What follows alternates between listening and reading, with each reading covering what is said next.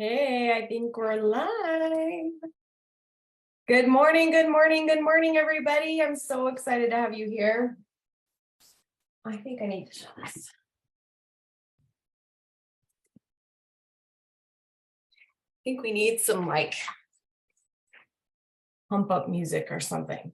I was thinking about that. I was like, we need to have some fun. And usually when I have my most fun and I dance around with my kids in the kitchen and whatnot, I'm having good pump up music. And for me, that's late 80s soft rock. Anybody else? Anybody else? Hey, Jacqueline, so good to have you here. Hey, Jacqueline, do you want to come on Zoom? I didn't have anyone directly post onto that post for coaching. And so I have my most popular class prepared. It's just one of those things, sometimes there's 12 people that are clamoring to get on for an hour of coaching. And then sometimes it's a busy week and it's just not that way. So I just do my most popular class. But if you're here on live, you're welcome to jump on Zoom with me to be coached. I'm gonna actually drop that in the comments. So if people want to jump on, they can. So I am totally, we're going to play this by ear today.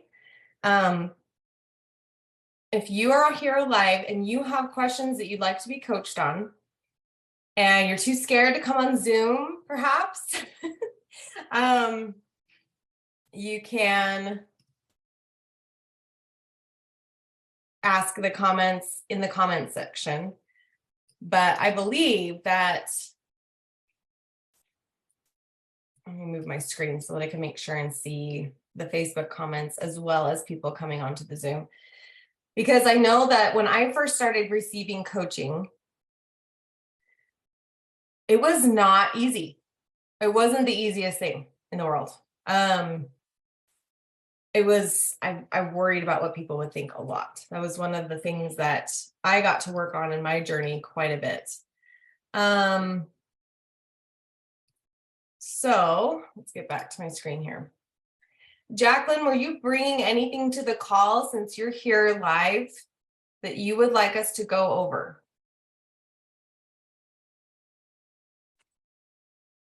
I don't know. So I have a lot going on and I have a feeling I have a unique situation, but so I have some really personal things, and then also my 16-year-old is struggling, and I she just started doing coaching. Um and so that's kind of where we're at. I gave you zero information. I'm sorry. No, that's okay.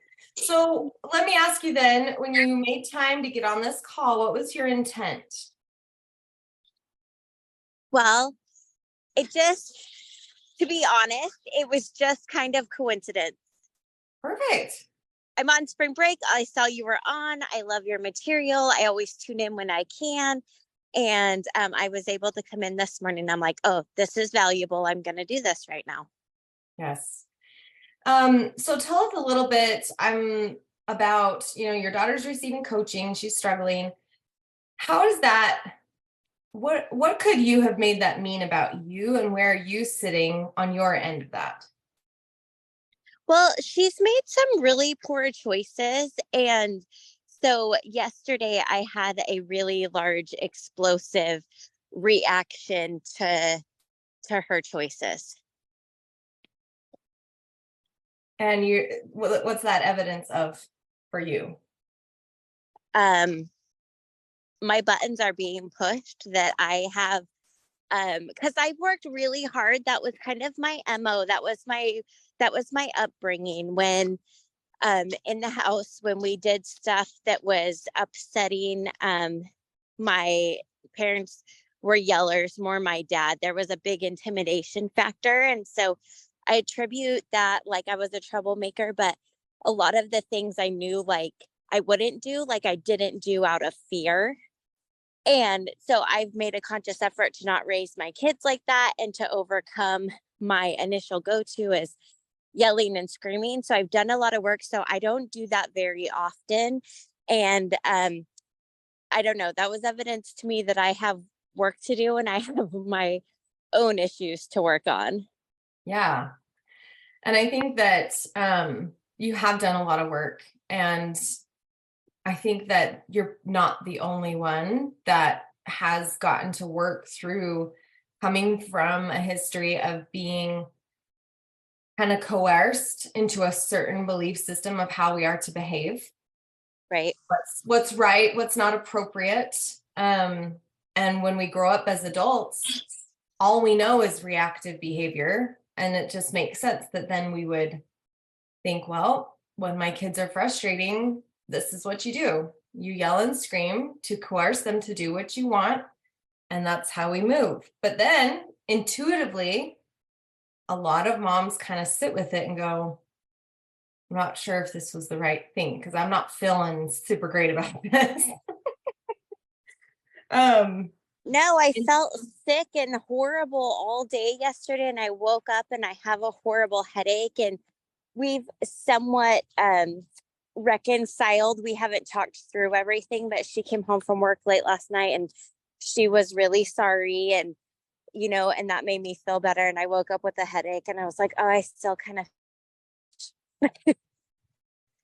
like that. So That share with is me, not who I what want to would be. you like to see happen? That even if my kids lose their cool, that I'm still able, you know, that I'm able to show up for them how I want to show up, and not when my buttons are being pushed, that I have a better strategy than flying off the handle. And I think that you just went over this because you had shared a personal experience with your son that you had had. And I'm feeling now like I should have paid better attention and implemented those things. It's not even so much paying better attention as I'm learning that I have to be coached and helped and assisted and read things in a book a lot more than once. Like, because a lot of times I'll hear something in context, but because of what I'm doing that day or that week or what I'm focused on, I see this piece of the puzzle. And then when a coach or a book or podcast or whatever touches on the same thing, it might be the same concept, but my brain will grasp another edge of it. And I'm like, oh, and eventually several pieces get put in and I can go, I see this now. You know, when I was first a mom, and I had my first two little girls, I really questioned whether I should have had children. That was my reality. I was so disappointed in myself.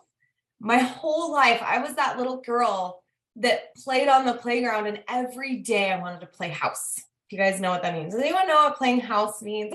If you guys are on live, like, you know, I was the one that dreamed of having like astronomical amounts of children. Okay, maybe not astronomical, but like 12 or 15.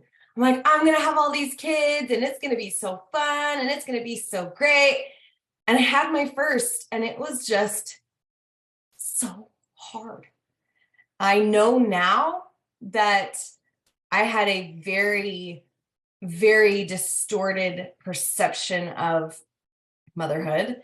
I had a very issue. Yeah, Sierra's on. She says, I don't have to. We probably could have played something together. I had such high expectations for myself in everything. And that stemmed from a childhood of hypervigilance, where I was walking on eggshells around my parents. And my parents are fabulous. I love my parents. They are just the most fabulous people that you will probably ever meet. They're just amazing. But they've come far a long way.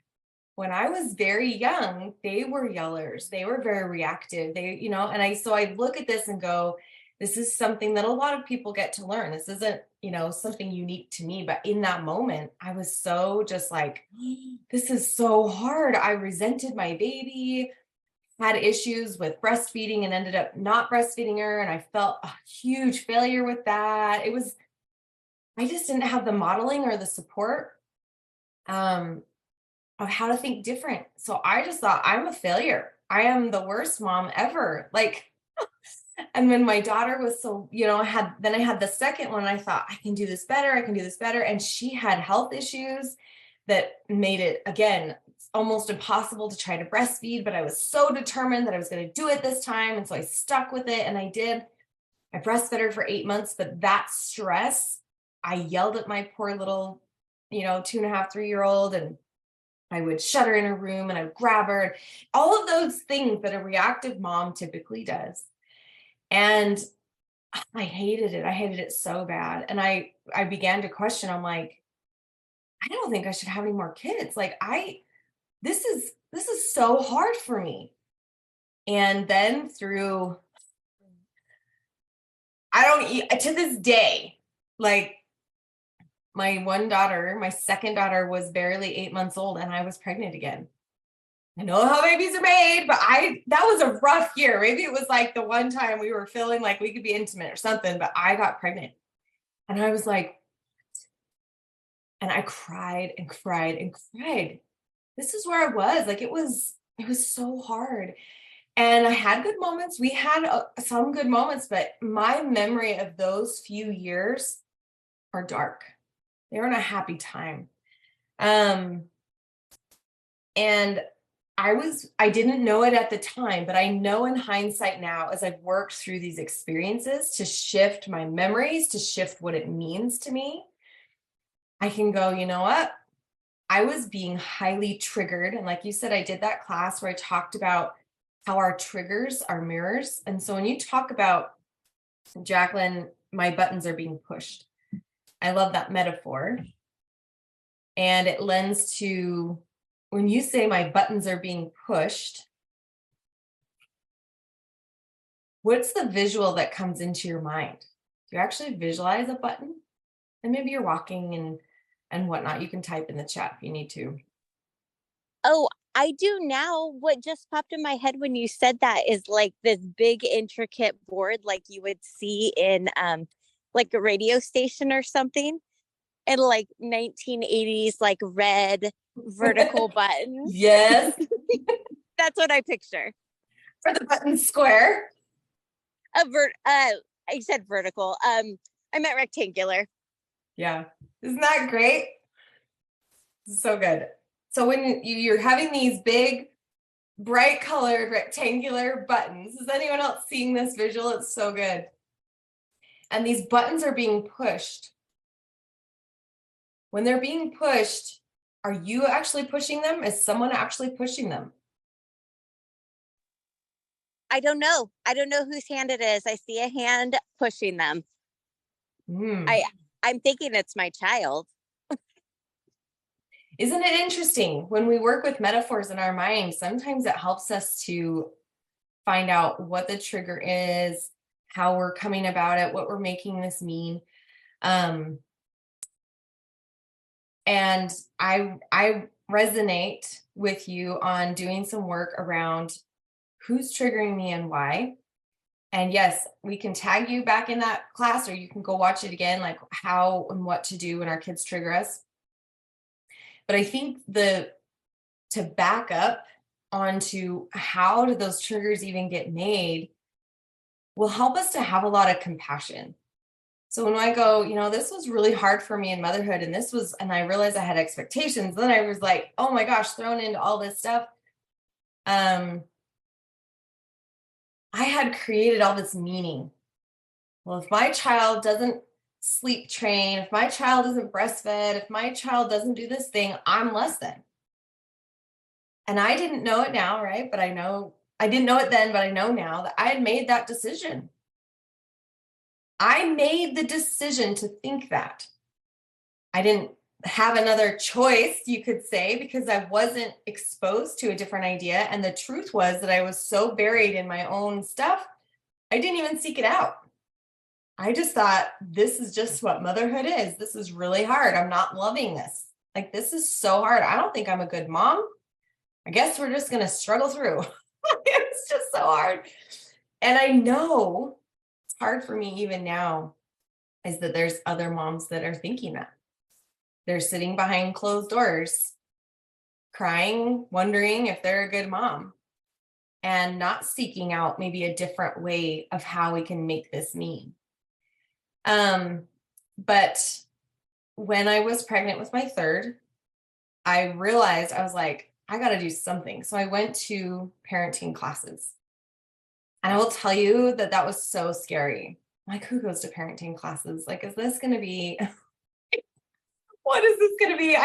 And the whole time I was really shooting on myself, saying, I shouldn't have to do this.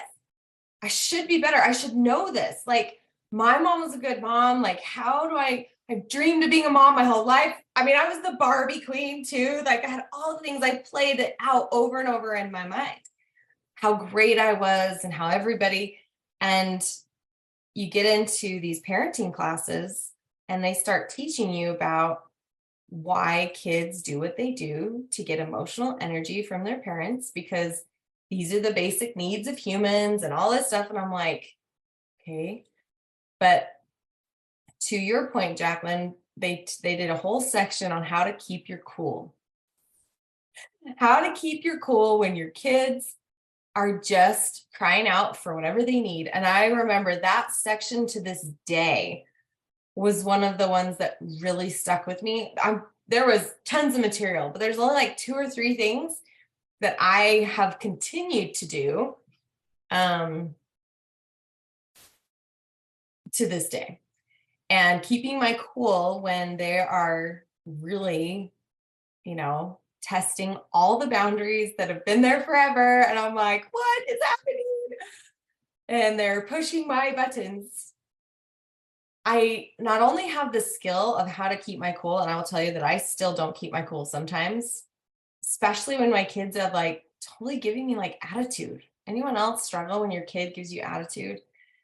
They like roll their eyes at you, or I don't know. They just know how to get your little energies. But usually that's because we've been triggered enough. They know. And our kids need and want emotional energy, whether it's positive or negative. And I learned that in that class. And gosh, this was 15 years ago now. But I remember when the instructor was like, yeah, kids want your energy. They want their parental energy, whether it's negative or positive. And I was like, oh. So that helped me when my kid was freaking out when they were really little.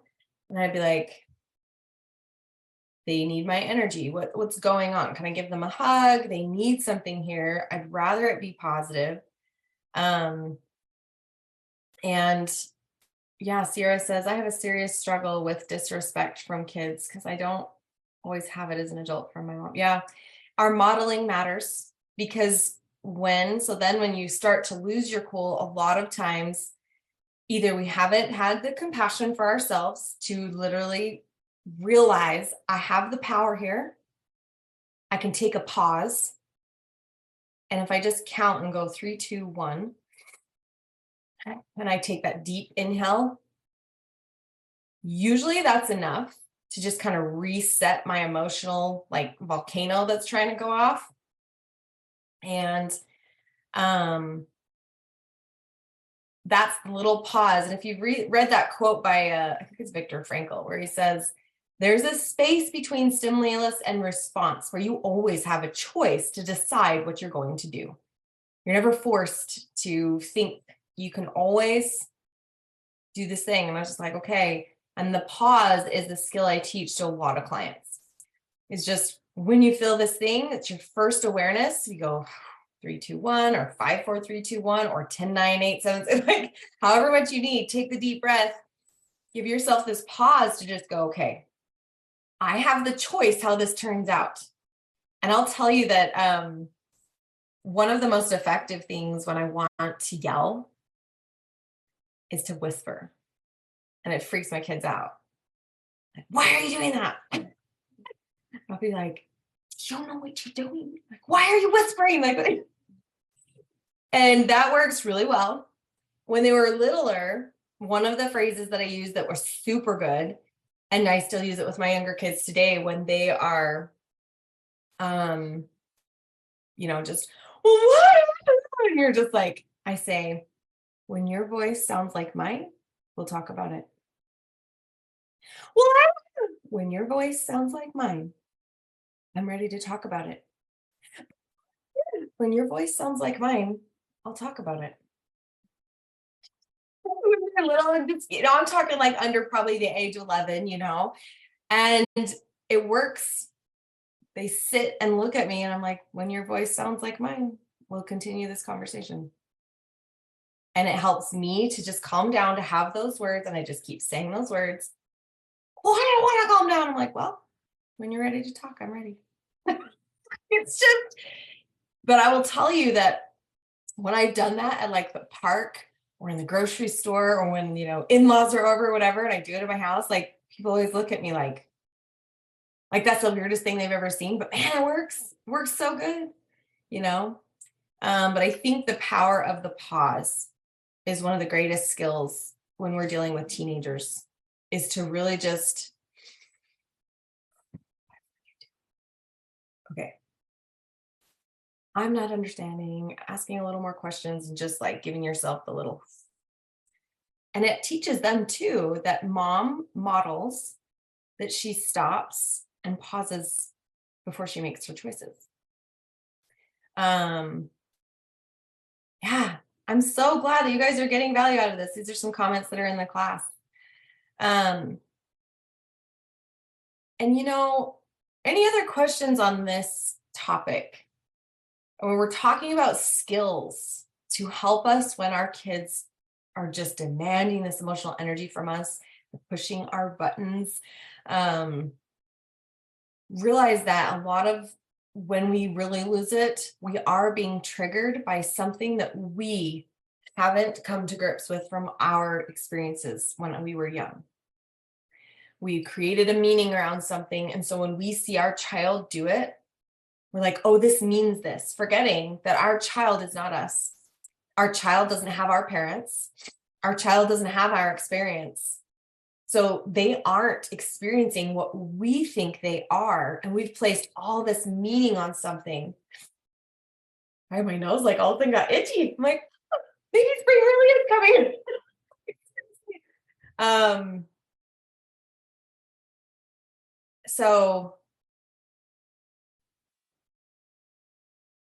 yeah. Any questions on what we're talking about? Any more, needing to go in depth on skills? I have lots of parenting skills because I have since taken even more things to try to learn more about how to be a good model. So my goal in life, guys, is to raise capable, self-sufficient, resilient adults. Like that's my parenting goal. And I think every parent has their own kind of version. I want my children to grow up, and I want them, this may sound non-compassionate, but I want them to move away, and I want them to go and contribute to humanity in a good way. I would love to see that come to fruition. But I have to realize that each of my kids are their own person. They are their own person. They came with their own set of whatevers. And while they have some generational stuff, they're mostly their own person. And I've got to give them their agency from day one. That's even bad language, right? But that's a pattern of mine that I had to break probably about 10 years ago, is using I have to give them their agency. What a lie. They come with it. We have no reins. They come with it. And I need to respect that they have their agency. Those are some words that I've gotten to choose, but it's a deep pattern of mine to remember. They came with their agency. I don't give them agency.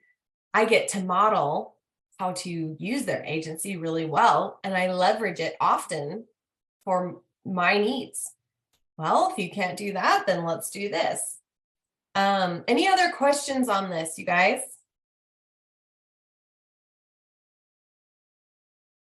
Thoughts that are coming up, other situations? And Jacqueline, anything specific that's coming up that you're like, oh, I wonder how I can do that, or can I reframe this then? If this behavior is kind of normal on both sides. Looks like Sierra, Siri, are on live with us in Facebook. You guys can come on Zoom if you want, by the way. The link is in the comments. Serena's on. So maybe, Robin, like, how do you prepare yourself? Like, maybe, like, what does your morning routine look like? Like, how do you prepare yourself for, um, you know, maybe those like triggering or surprising or hard moments with your teens in a day? Because I have a morning routine, but I think like um just a lot of my mental health sometimes determines how I wake up in the morning, and then just kind of like reframing those thoughts, like it's getting yourself in a positive place for whatever lies ahead in the day. That's a really, really good question. And I want to clarify with you, do you have a belief that your morning routine sets the tone for your day? Like, what's your belief about your morning routine? I think that I do believe that. I do believe like if I do like these 5 things, which for me are like read, pray, listen to something positive, take my pills and medication, and take a 15-minute walk and kind of like meditate. And that if I do those, Oh, we lost you there for a second. I hate mornings. Like I feel terrible. Um, and I've heard like a lot of this could be like depression symptoms, but just like waking up in a negative frame of mind. And I don't feel like a negative person. I just have a hard time getting out of bed in the morning. And so I tried to reframe that with today's going to be a really good day. Like I could do this. But it's weird because sometimes I naturally wake up that way. And so I'm trying to have more mornings that way by just having a positive thought system. But you're right. I really do beat myself up because it's been cold and rainy here in Oregon for several months now. And I don't get up and take that walk. And then I think I beat myself up like, oh, I'm not having a good day because like I should have walked this morning. And then I shit on myself.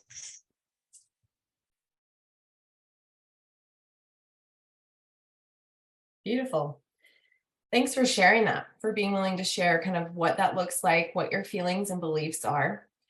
Because if you have a strong belief, and realize every belief we have is an attachment to a thought. Every belief that you have, you've decided, you had this thought and you decided to believe it. It's just a thought that we keep thinking. And that empowers us to then go, okay, well, then I can disrupt some of these thoughts. Now, it's not so simple all the time because our brain has this whole framework where it creates these synapses that say, oh, this is the thought we're going to do. Well, that touches, if I believe this about my morning routine, then it affects everything that goes through the day. So then it's like, well, this is going to affect what I choose for my food. This is going to affect how I deal with my kids. This is going to affect how I act at work. This is going to affect, you know what I mean? We set this belief that says, I'm going to do this. And while it can be healthy, it's a healthy thing to do a morning routine. That is something that many people would say is a good thing. It's just what have we made it mean? And so if you wanted to go and do some journaling on, I have this belief that a morning routine sets me up for the day. And really journal on, okay, then what's the opposite? If I don't do this morning routine, what starts happening to me? Is it worth it for me to be completely attached to this thought? And maybe it is. Maybe the list of everything that goes well for you is really good. There's periods of time where I was very like on my routine because I was kind of climbing out of a survival situation. And those anchor habit routines are some of the best things you can do in those moments. With my clients, I call them their personal prescription cards, where you kind of have this list of the things that pull you kind of out of a rut. And so when you're in the rut and you're like, oh, you go to your little personal prescription card and you say, okay, taking a walk in the sunshine, going out to dinner with my favorite friend, like whatever it is. And you can have this little list of things that you're like, okay, I'm empowered now that I am going to be able to pull myself out of this thing. One thing I would really love, though, beyond the journaling exercise, is to offer this thought that, is it really true that if you do your routine perfectly, that your day always goes well? Is it always true? And anybody else that's watching, you can answer this question. Yeah, I mean, it doesn't, but I feel like it it helps start my day in a more positive way because I feel better when I take that prescription. Because those are the things. When I got divorced, I had to get clear, like, okay, what are the things that make me feel good in a day? Like, I know, like, if I don't shower, and one day is fine. Like, if I just like stay in my pajamas and don't shower, because I had summers off with my kids, so I was off work. Um, that's not a lifestyle I can live. I could do that for a day, but really, if I want to have a normal day, I have to get up and shower. Like that's after I get up and make my bed and do all those other things, then I get in the shower and then I feel like mentally prepared. But no, it doesn't guarantee a good day. But I notice that I handle hard things better. I come from a better mental space when I do the things that make me feel good. Yes. And I And I think struggle that with everyone would routine. agree. Like that's what I'm saying. If that belief serves you super well, keep it. I have beliefs that serve me super well that other people don't believe. Who cares? It works for me. So that's beautiful. And you're like, yes, this is true for me. This is my prescription card. Keep it. I call them my anchor habits. There's those things that I just, when your child has to have surgery, you have to be at the hospital at 5:30 a.m. Maybe nobody's had to do this, but those mornings are the worst. They are by far. You have to like get out of bed, get your kid out of bed, and you're like, go to the hospital. That is so hard. So I'm with you. My routines really are, they are important to me. And when I'm in a rut, it's usually when my routines have gotten off for multiple days because kids are sick in the night or in-laws are, not in-laws, but just company has come and kind of shooken things up. And I have to go, oh, I need to take some time for me to have this experience to just kind of, our body thrives when we have healthy routines. So then the next question I would love to ask, and this is good for anybody, is realize that anytime you do anything, you're hoping for a feeling. If you go to eat your favorite donut, you're hoping for a little sugar boost. If you go to church, you're probably hoping for a little spiritual progression, a little enlightenment, maybe just some peace. If you decide to take a shower, you're kind of looking for this renewed feeling. I don't know what it is for you. If we brush our teeth, we're probably looking for a feeling of accomplishment and that we did our due diligence. And now we're not going to have a lot of cavities or bad breath or whatever it is. Like every time we do something, we are looking for a feeling. And one of the skills, and this is a mindset, brain skill. One of the skills that I have learned that I still get to practice with a lot is I say, okay, why am I doing this? What's the feeling I'm hoping to get? And then offer myself the growth opportunity to say, what if I could just have that feeling right now? What if I just choose to feel refreshed and rejuvenated and happy right now? Is it possible? What if I don't need to, like learning to separate that I have to do this thing or have this experience to feel something? Or can I decide to feel that already?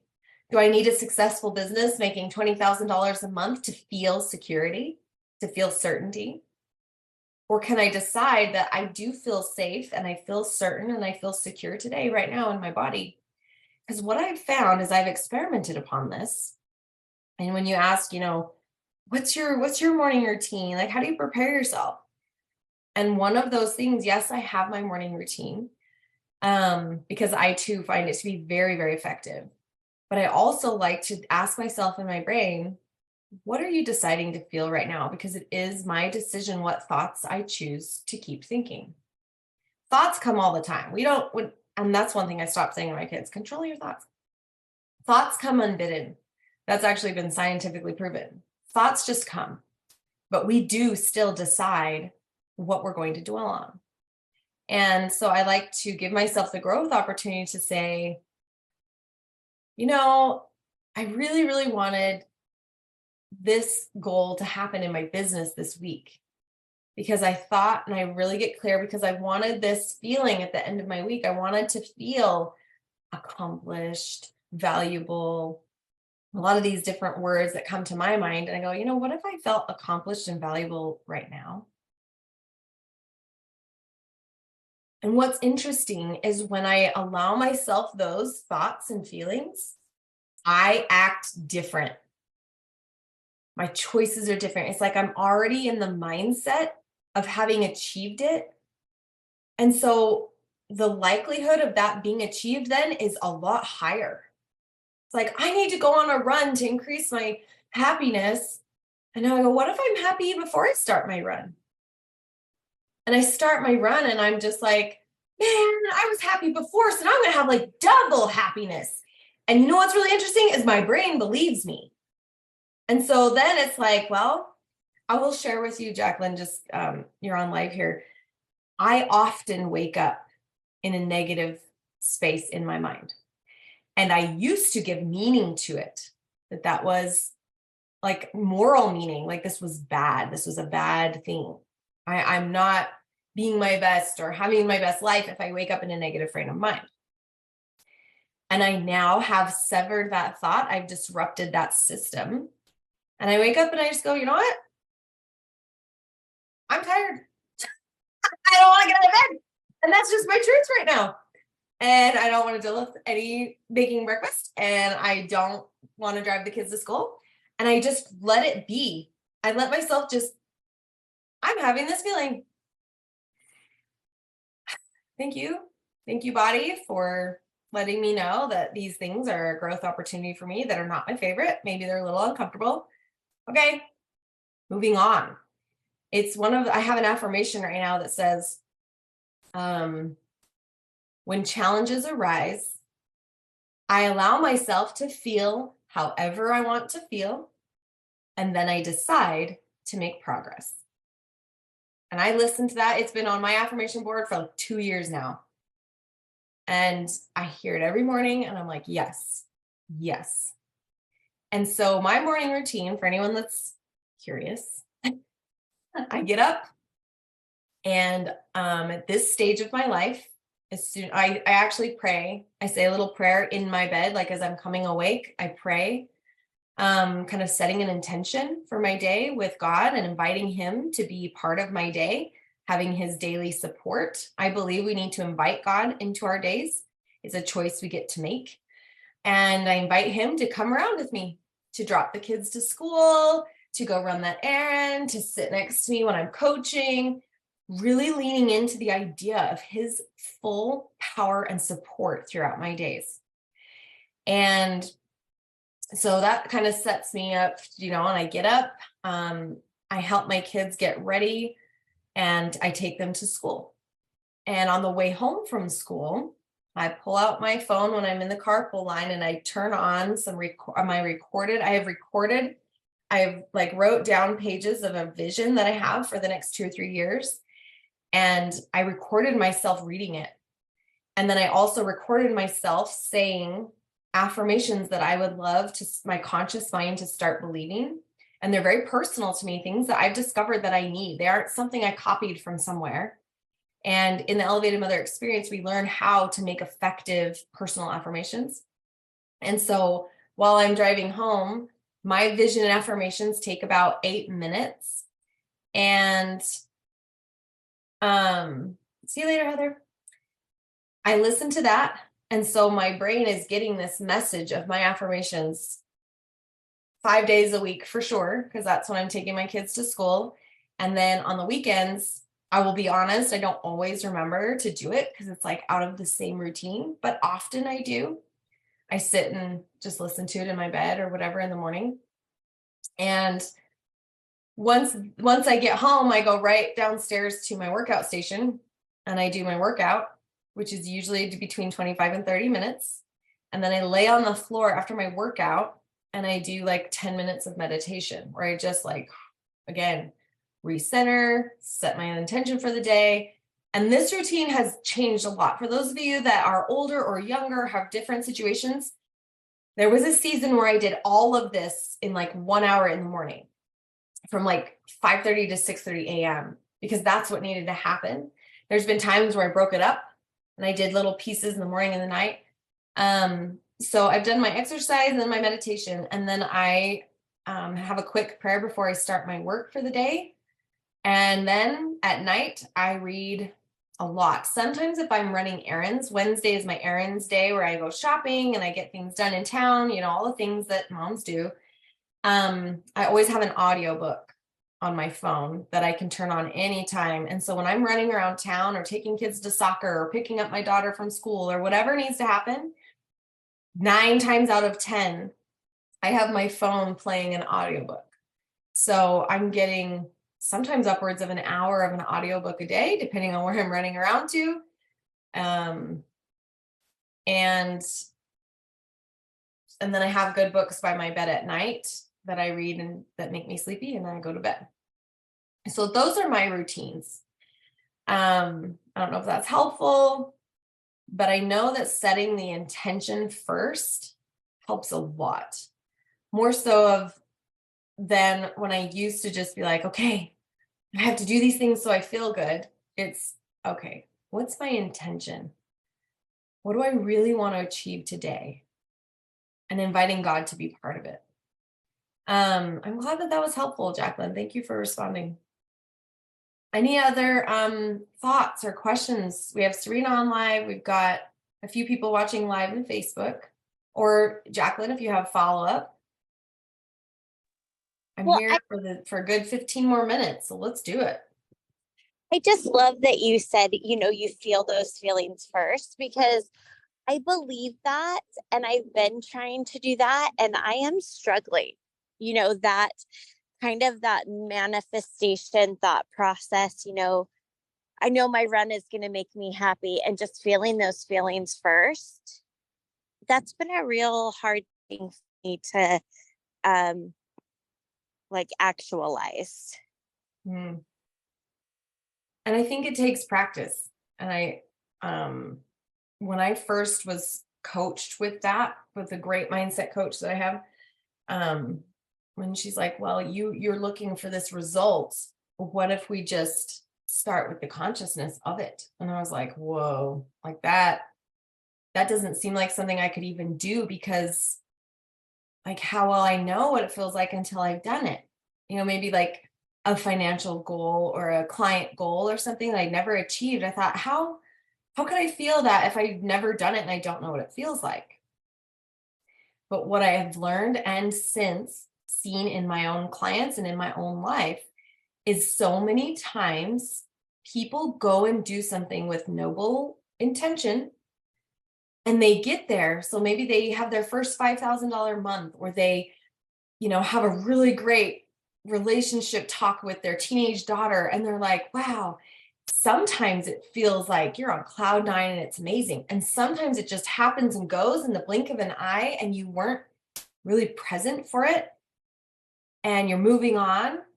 And all of a sudden you're like, well, that didn't feel like I thought. I feel like the same person. I thought I would, immediately feel more security, immediately feel more confident as a mom. And it's actually proven to me to be so much more effective if I've sat in meditative state and thought, this is what I think, being willing, being compassionate with myself. This is what I think it's going to feel like. This is what I think this is going to bring to me. I think that if my daughter talks to me nicely, I really think I'll feel fulfilled. I think I'll feel like I'm making progress, you know, and in that moment, I learned to be a lot more intentional than, well, if this happens, I need to sit in it. I need to really sit with it. When my daughter has this good conversation, let me sit in it and think about it and really think about what this feels. When I see those numbers in my bank account, instead of being noble and going and putting it in all the places and paying that bill and putting it in savings and doing this, let the money just sit there. Let me look at it. Let me really think about what this means to me before I just go and move it around. And that can be a symptom of perfectionism or a belief that your worthiness is based on your productivity. And so letting things just be, letting things just sit has been something that I work on constantly.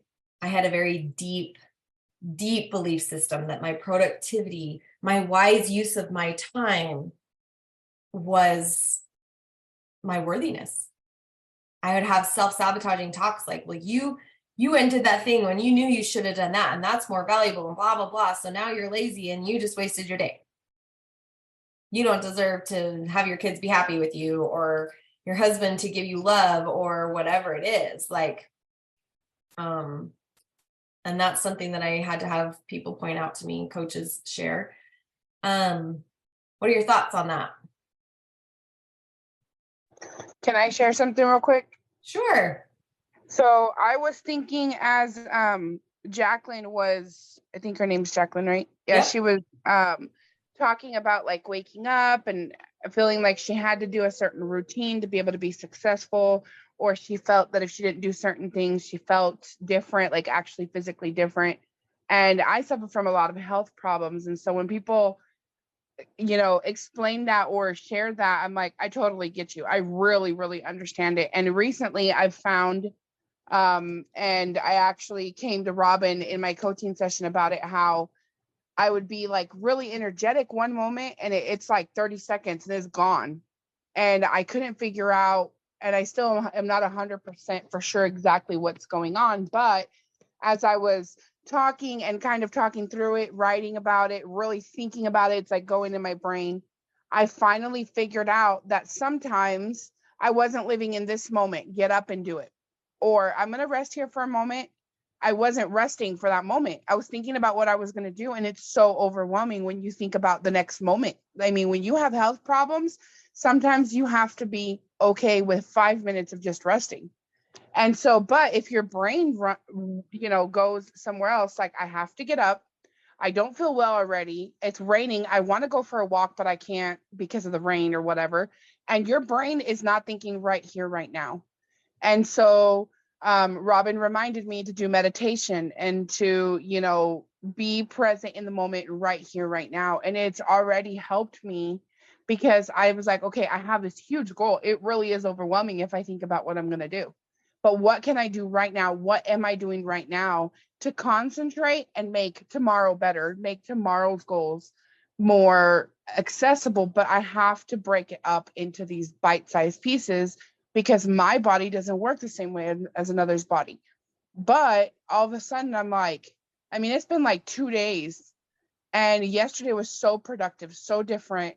And all I did was 5 minutes at a time. Like if I needed to rest, I rested for that moment. If I needed to talk with somebody, I talked with that person for a moment. And I didn't like look in the future and worry about, oh my gosh, tomorrow I have to do that, because I know what that feels like for my body. And so I just wanted to share that because it was a huge win for me. Yeah. And I know that for me, it was huge. I've had so many health problems and so many things like just bring me down. And every time that I can come up and get that breath of air and be like, this is what I'm going for. And I'm going to get to where that's my all the time, not just 5 moments, Yes. And so it was super huge for me to feel that. And I feel like if Jacqueline is suffering with anything that is similar to my situation, I know what that feels like. I know how devastating and depressing it feels just to really know your reality. Sometimes reality sucks. And So it's okay to take that 5 minutes and just say, I need to rest right now. 5 minutes if I need to take a shower right now. 5 minutes, I need to get out of my pajamas. But don't worry about, well, if I don't get out of my pajamas, then my day is shot. And then this and then that. How about you can stay in your pajamas? Doesn't matter. It doesn't matter what you have to do. You can do it all in your pajamas. Really. And you know what I mean? Like, you Yep. don't have to get dressed and be this certain person to really be successful. So it's just really been eye-opening for me, and that's something I wanted to share.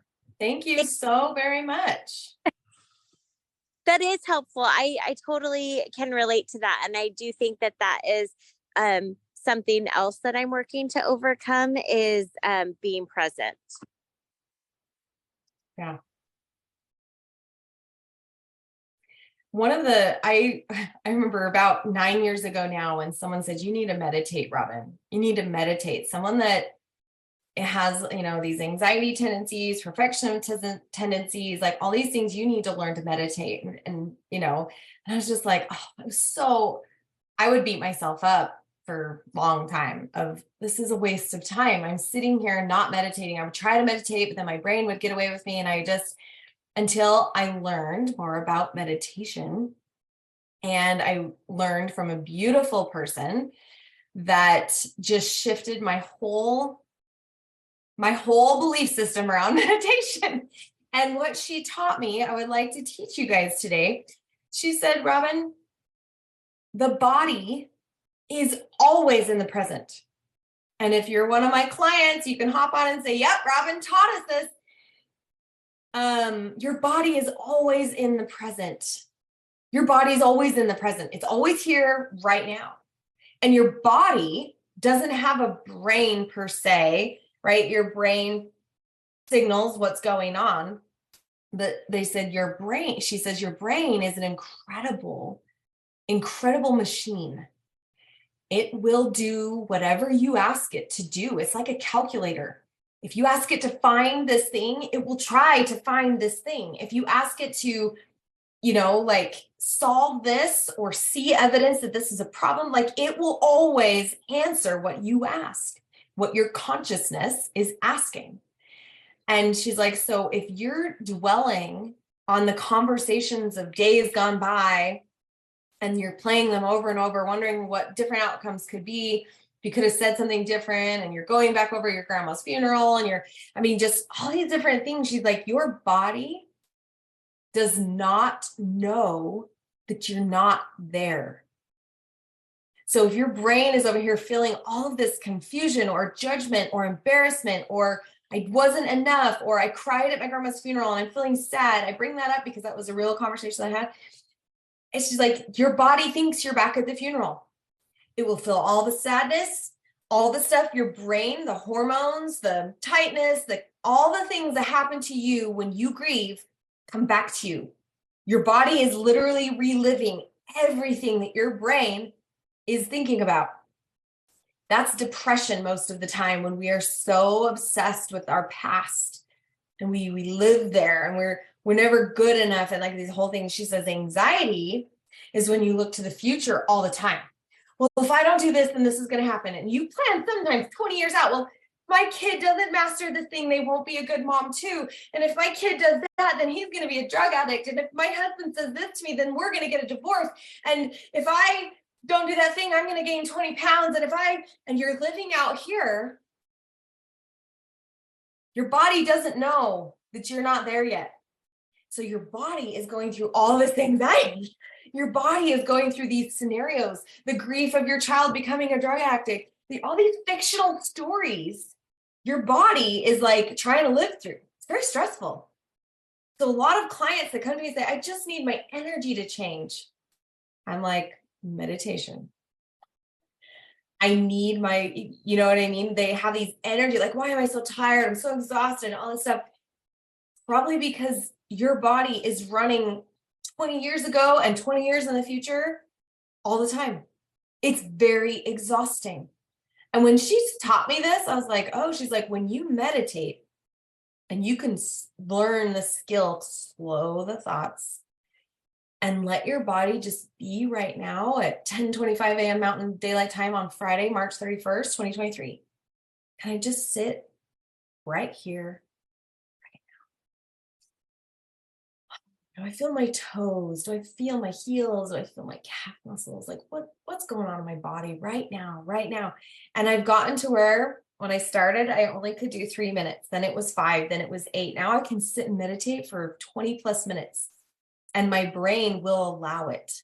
It took practice though for my brain to not freak out and be like, what are we doing? We're not doing something. That took belief system shifting, but the meditation in of itself to sit and just be in today, just be right now, has helped me so much. And it helps me to be productive too, because I stay in today.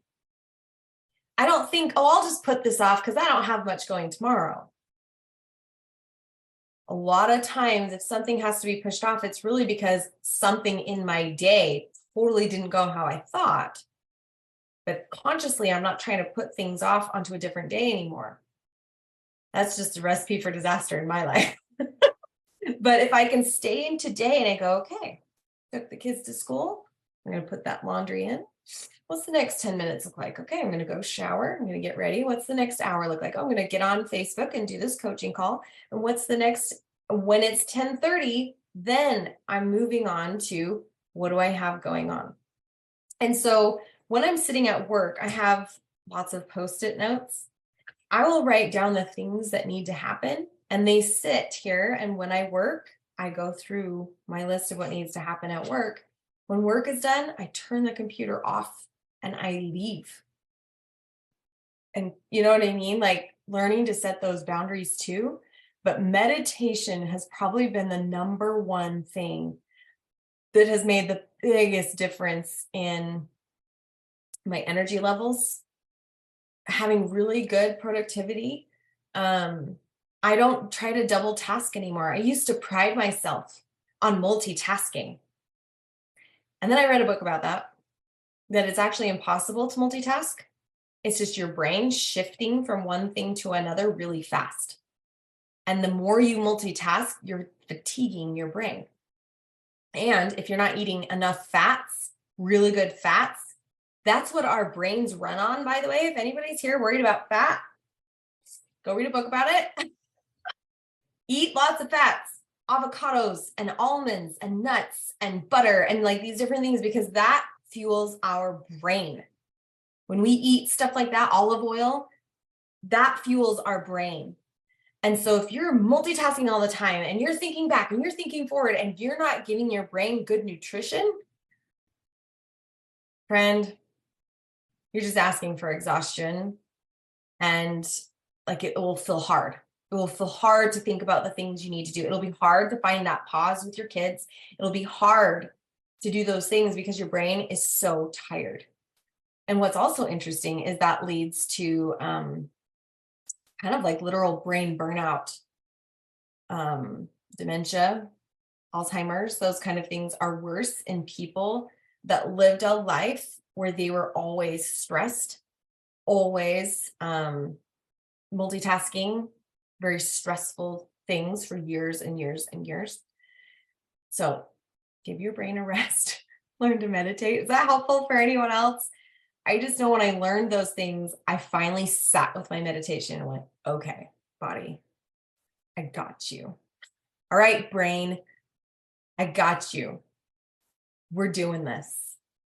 Like it really shifted how I was able to stay in the day and not go forward or back or whatever, and stop creating so many fictional stories. It was really liberating, very, very liberating. So I hope this was helpful, guys. We're in our last minute. Any last thoughts? What was probably, maybe everyone wants to like, did you take notes? What's the thing you took note that you're like, I'm going to do this after this call? Anybody? I plan to implement meditation and the pause, just starting really small for me. That's beautiful. Like if I could get a 3-minute meditation, I think that's a really good place to start for me. And you can choose to let it be big. Use the word small, but Like for me, anybody that regularly meditates, I'm like, wow, it took me years of practice, like 5 or 6 years of like, but then once the lady really helped me understand what I was doing, I was like, okay. So I'm excited for you. It will change your life. And then just one last thing I wanted to say is that I'm really grateful for you guys. I'm grateful for those of you that are in this group, in the collective. I'm grateful for my amazing clients. Serena is on. She's one. Siri is a past client. She's one. Heather was on for a while. I'm just so grateful that you guys are in my life. I'm grateful for the wins that you have that I get to see. I feel so honored for that. And I just want to shout out Heather. She was on earlier. Heather Shoemaker is my assistant. And she's the one, if you guys aren't aware, that does a lot of the posting in the group. She's the one that does a lot of like when people come in and she tags them, and she's using my profile. That's a lot of the time. And so just shout out to Heather for how amazing she is. And I'm just grateful to be here, grateful to have this opportunity. And I hope that this discussion has touched on a lot of things that will help you guys through your weekend as we get going towards Easter and the end of the school year and all the things. Have an amazing, amazing weekend. We'll see you guys. Thank you. You're welcome.